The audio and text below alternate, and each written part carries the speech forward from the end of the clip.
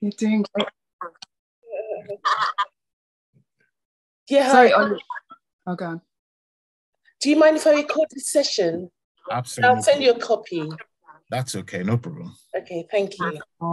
So thank you so much for taking the time to join us today. We've been really excited about this call.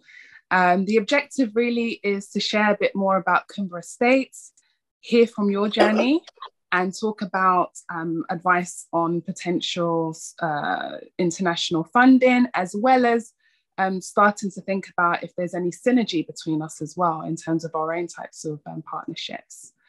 So I'd like to start. So my name is Mietta, and Kumba Estates. So 9 months ago, I think both me and my sister could both say that we never imagined, starting a company together. At that time, we were grieving the loss of our beloved mother, Kumba mother. That's okay. So that's where the name comes from, Kumba Estates. This is my sister's genius idea to really build something as an honor and tribute to her legacy because of the type of person she was. She created so much incredible impact. And yeah, so it's exciting that we're starting to build these blocks. And both of us, so myself, I have had experience in business development internationally, across APAC, including China. I've had we set up a business there where I was focusing on Africa, China, consulting and events. And I've also had opportunities to do a lot of marketing and sales as my background. My sister has phenomenal experience as well as an entrepreneur. She's worked for Sierra Leone's tourism board. She's worked for one of Nigeria's flagship tourist resorts as well. So and she's also a filmmaker. So we both have a very varied, exciting experience. My sister's also had experience within property as well, property management and property development. Madonna, did you want to add anything else? No, that's fine, Nieta. Do go ahead. Yeah.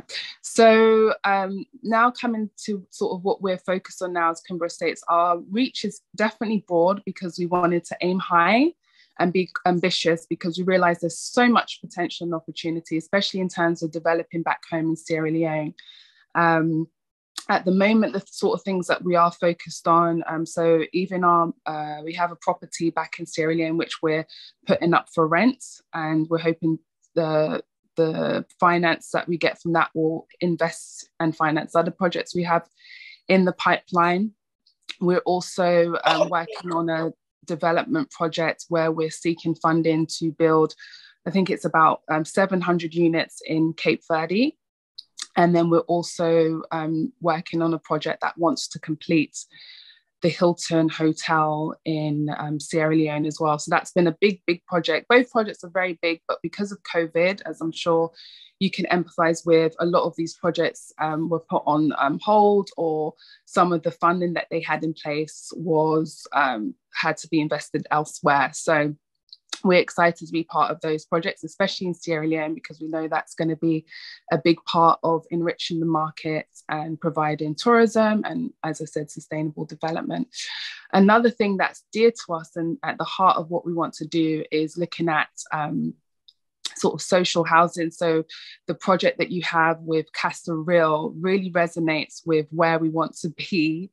And we've started developing a project for 500 units in Sierra Leone.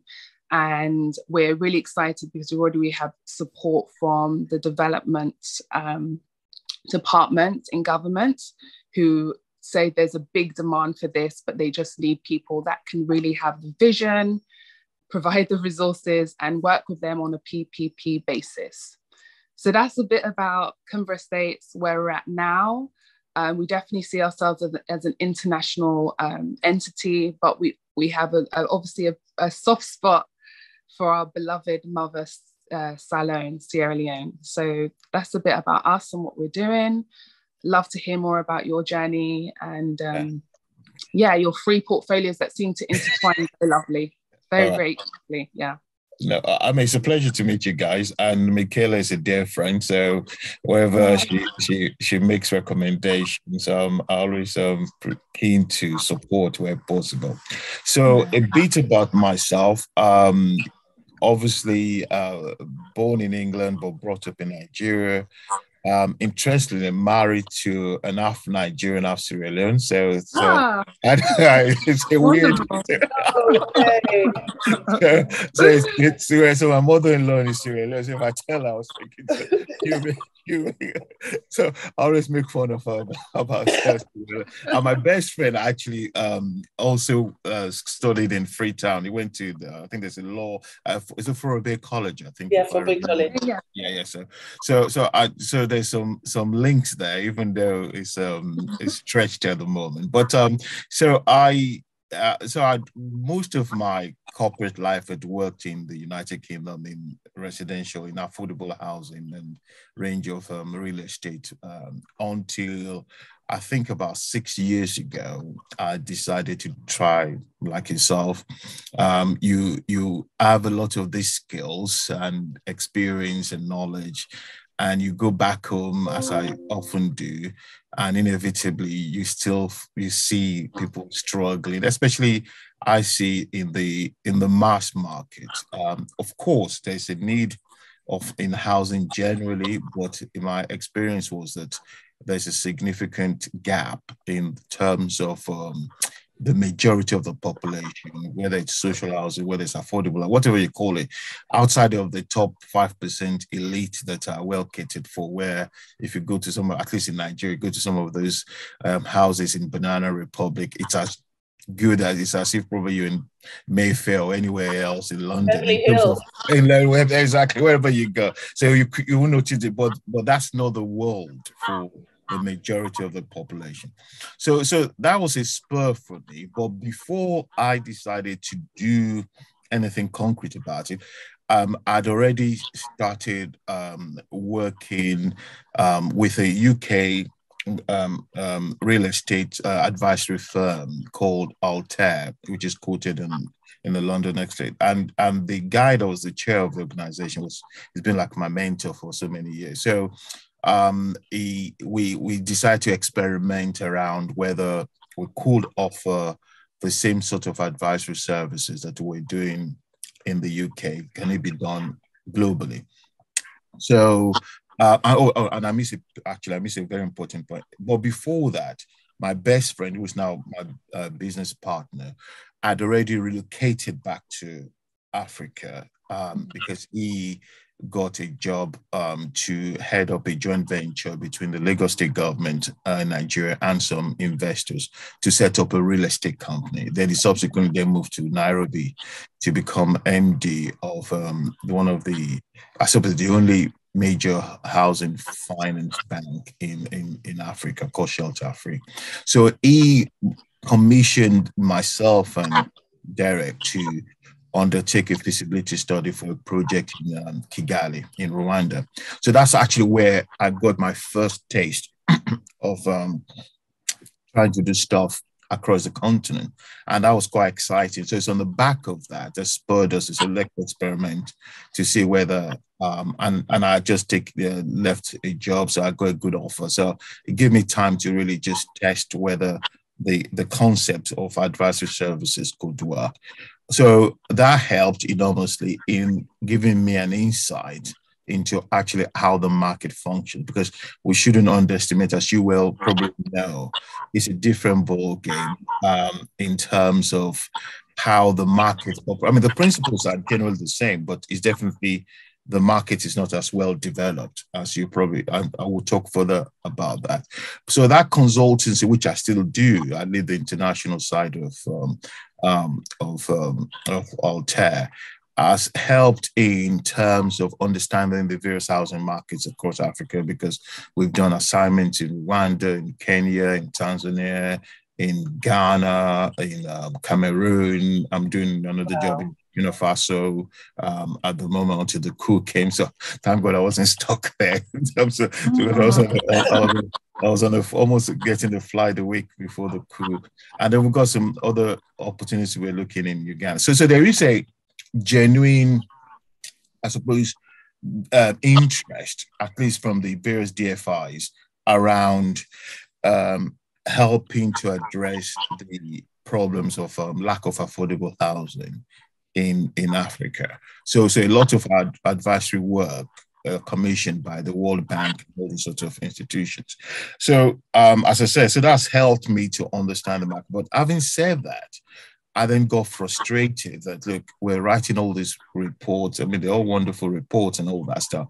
But either the capacity or the resources were not always there, nor the inclination to tackle the underlying issues. So it was on the back of that that myself and a number of other friends in the diaspora, Ghanaian friends and Nigerian friends, that have worked primarily in the housing sector in the UK, decided to set up our own company, which is the African Housing Company.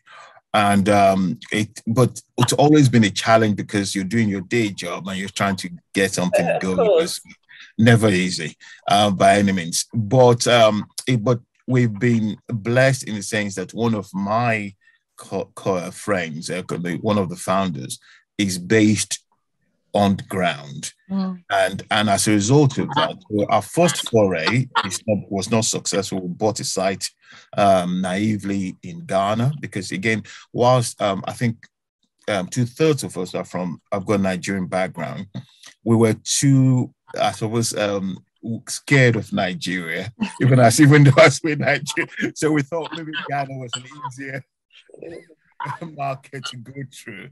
And so our first investment was to buy a site in a 15-hectare site in Ghana, in Accra, near Accra, a place called Kaswa. Did all the due diligence, the checks, and everything else. Anyway, to cut a long story short, we're now embroiled in a legal case whereby the people that sold us the site, the chief died, and his son has come up, and basically they're just trying to get some extra bucks. Reclaim. It's, so that's one thing you need. Land title is a big issue in most. I would say in most sub-Saharan African countries. I mean, some of the North Africans have got it sorted. Rwanda's got it sorted. Rwanda's got one of the most advanced land digital systems. So there are examples of where people have got it right, but there's still a lot of examples, especially that where it's not perfect. And once you get into the legal system, it takes a hell of a long time. The good news for us is that whilst we've been sorting this out, the value of the land is going. So in one sense, we eventually think we'll get our money back and get it. But what then did was for us to then recalibrate and refocus and move to Nigeria, which were reluctant. But funny enough, Nigeria has now been more beneficial in the sense that we've now starting our first project. So we're building 102 homes in Nigeria for low to middle income. So you're talking about, I think the average prices are between $15,000 to $20,000. Wow. So that's the target. $15,000 homes. Sorry? Amazing. That's amazing. $15,000 home. Yeah, that's the price for the 2 bedrooms, and the 3 bedrooms are $20,000. We're hoping to complete the first phase in December, second phase end of January, and third phase by April, May. Now, the other aspect I think which you implied is also then about how you get investment. Also not easy. From my experience, it doesn't mean it's not possible. The organization we had approached, which and took us some years to get them to come on board with us, was an organization called REALL. It's REALL. REALL. So there's like you can check their website. They are probably one of the few investors that is focusing on housing in Africa and Asia, or at least in terms of affordable housing. But they take you through a sort of protracted process of initially becoming a partner.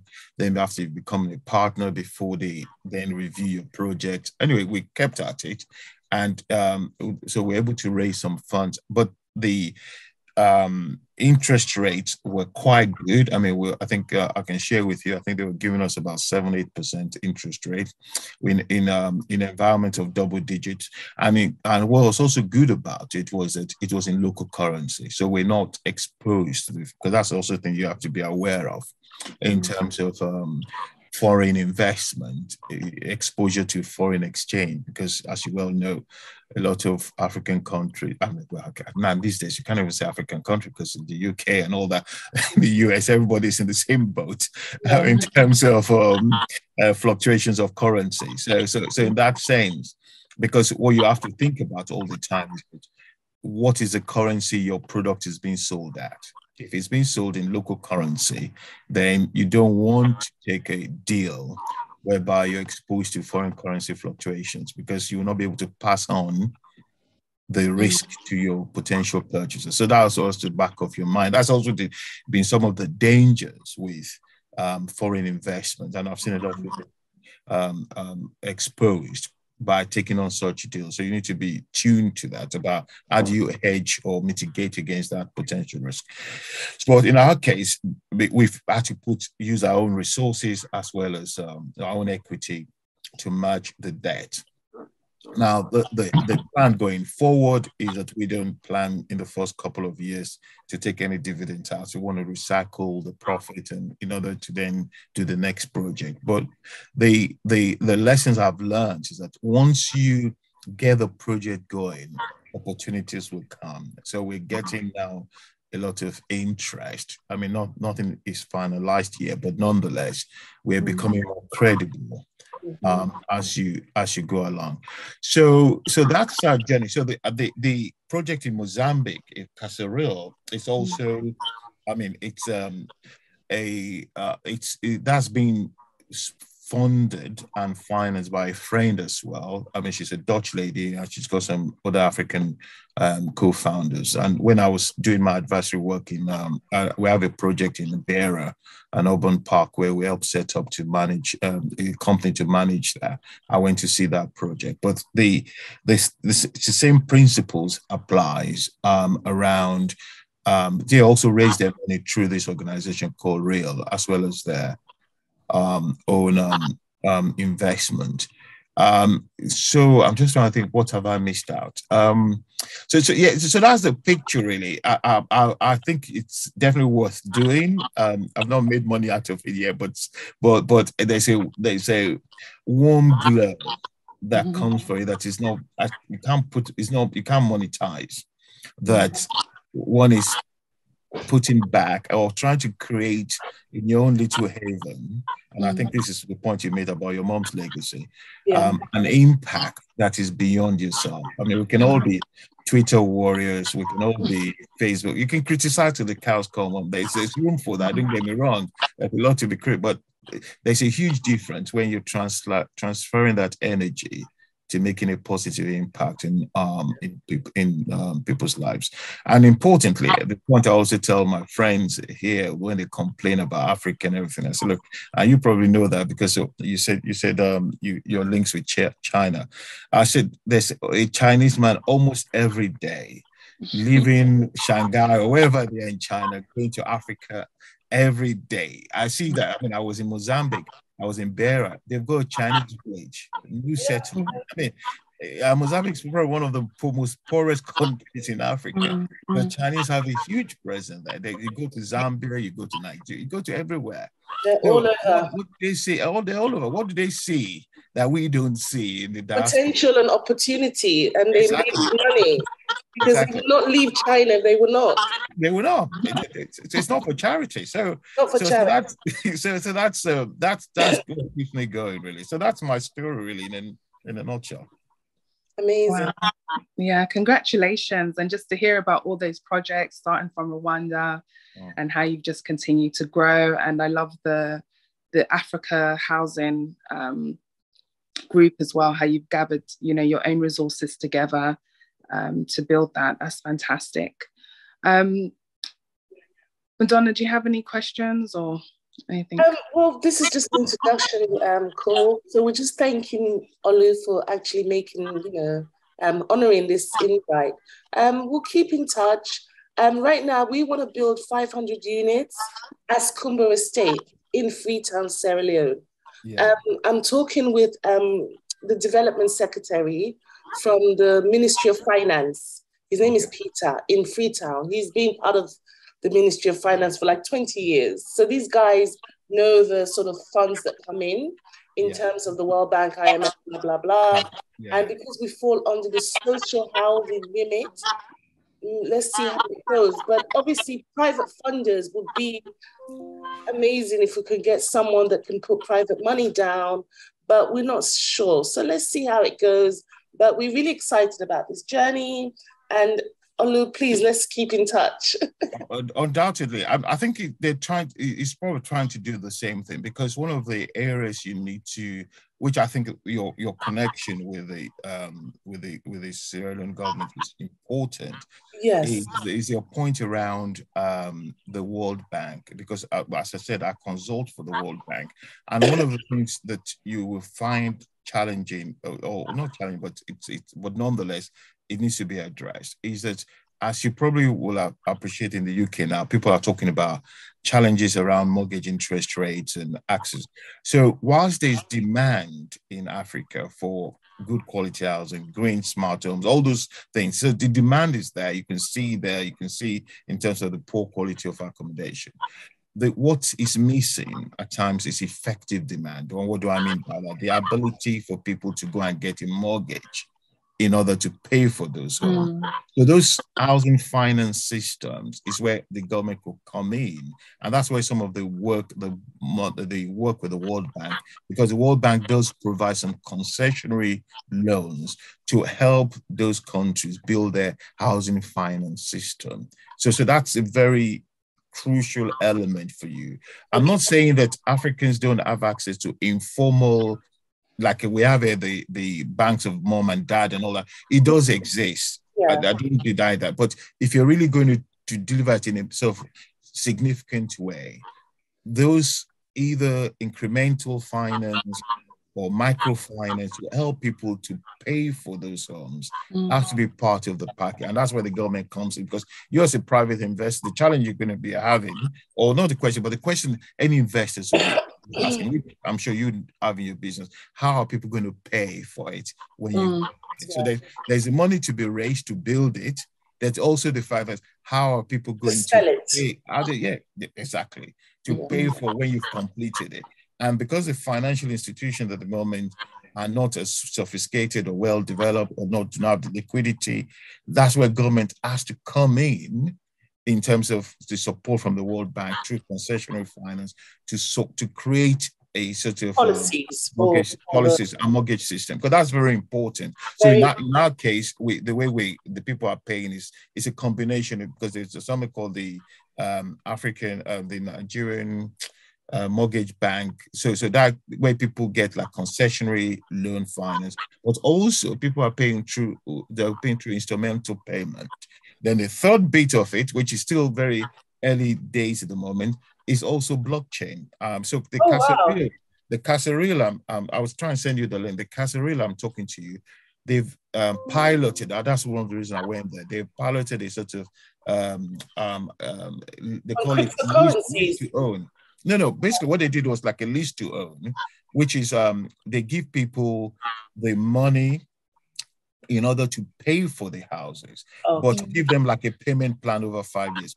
But the money was raised via like cryptocurrency. So basically, they go to the all the crypto community to say, look, we've got a project in Africa, and they're the one that then provided the developer with the finance to enable to give the purchasers that flexibility to pay over 5 years. And I went there, it's amazing. So, and what the developer did was to build like a sort of basic plot. And that plot, it was divided into half. One half was like a toilet, lounge, and bedroom, with the opportunity for the owner to be able to extend it when the income position improves. That was the theory. But the reality is that you'd be amazed that within a very short period of time, most people have extended and I also building up.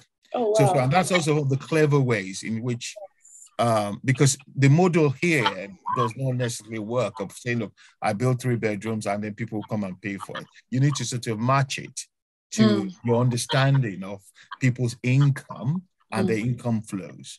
And that's some of the things I'm sure you guys will pick up as you go. But please, feel free to reach out. We have to make our country, our continent, it should be the real Wakanda, not a movie. So we have to really do it on the ground, not the movie, not the movie feature. So any help that you need and any conversation, any thoughts, please feel free. Thank you. So I had one last question. So with Real, do you think it's worth us getting in touch with them, and would you be able to do an introduction? Absolutely. I think it's worth. I'll be able to do an introduction. Once you're ready, tell me. I would make an introduction to them. I don't know whether Sierra Leone is one of the priority countries because, again, but nonetheless, I'm happy to make that introduction. Thank you so much. Much appreciated. And I don't know, how is your Creole? Not good. Not good. We have to similar. Not good. I know when I'm being cursed. That's all I know. That's all you need to know. Exactly. It happens too often when I'm not behaving myself with my wife. Yeah, that's it. Oh, it's crazy. Thank you, Olu. Thank you so much, Olu. Enjoy the rest of your Wednesday. Yes, I'll send you this link. No, don't worry about it. That's okay. No problem. Yeah, thanks. Okay. Yes, Thank you. Bye. Take care. Bye.